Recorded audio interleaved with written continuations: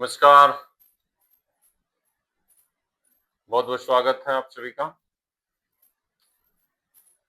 आज हम सभी 18 अगस्त 2025 के दिन नेताजी को याद करते हुए उन्हें नमन करते हैं, क्योंकि आज के 80 साल पहले 18 अगस्त 1945 को ऐसा बताया जाता है कि विमान दुर्घटना में नेताजी शहीद हो गए। लेकिन ये बात ना ही मुझे हजम होती, ना ही उनके समर्थकों को हजम होती है, ना ही देशवासियों को हजम होती है। और नेताजी को लेकर के नेताजी के योगदान को लेकर के बहुत कुछ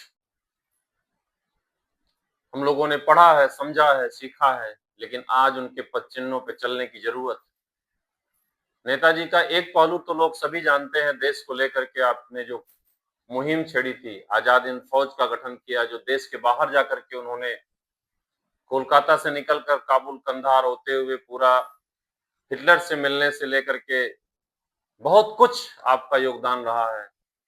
लेकिन एक दूसरा पहलू भी था कि आपका रुझान बचपन से ही वेदांत की तरफ। बहुत कम लोगों को ये पता है कि नेताजी ने अपनी आत्मकथा भी लिखी थी, एक भारतीय तीर्थयात्री, जिसको पढ़ने से पता चलता है कि आपकी रुझान वेदांत की तरफ काफी था। आपने स्वामी विवेकानंद जी को पढ़ने के बाद, श्री रामकृष्ण को पढ़ने के बाद वेदांत की तरफ आपका रुझान बहुत ज्यादा था। सामाजिक कार्यों में भी आपका रुझान बहुत ज्यादा था। और आज उनकी पुण्यतिथि पे हम याद करते हुए पूरे देशवासियों से प्रार्थना करते हैं कि हम सभी को आपके पद चिन्हों पे चलने की जरूरत है। उस जमाने के इसी का फल था कि उस जमाने में आईसीएस की परीक्षा पास करने के बाद भी उन्होंने त्याग पत्र दे दिया और अंग्रेजों के खिलाफ लड़ाई में अपनी पूरी जिंदगी को लगा दिया। आज हमें ये सीख लेनी चाहिए, जिस तरीके से हमारे महान योद्धाओं ने इस देश को आजाद कराया, आज आजादी के बाद हम सभी का